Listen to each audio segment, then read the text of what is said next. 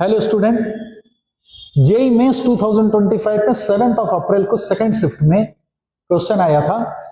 देखिए क्वेश्चन क्या दिया हुआ था आपको।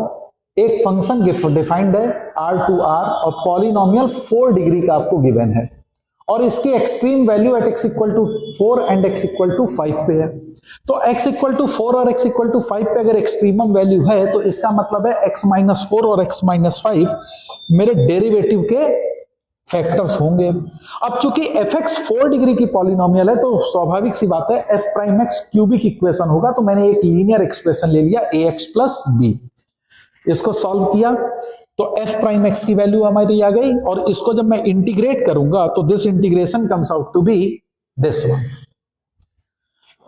इंटीग्रेट करने के बाद जहां पे a b और c मेरे कांस्टेंट है जिसकी वैल्यू मुझे इवेल्युएट करनी थी। अब आपको गिवन था कि fx अपॉन एक्स स्क्वायर की वैल्यू अगर मैं चेक करूं तो this comes out to be this, और आपको गिवन है कि limit fx upon x square is equal to 5।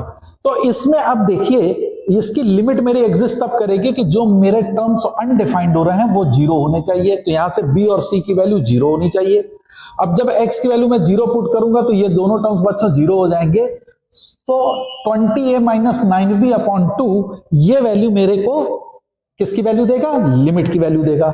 तो यानी 20a माइनस 9b अपॉन 2 की वैल्यू मेरी 10 होगी और जब इसको कंपेयर करेंगे तो a की वैल्यू 1 अपॉन 2 आ जाएगी। तो इस तरीके से मेरा a b और c की वैल्यू आ गई। ओके, तो जब a b और c की वैल्यू आ गई तो मेरा फंक्शन जो आया बच्चों वो आ गया fx is equal to this one, जो कि ये वैल्यू हो जाएगी।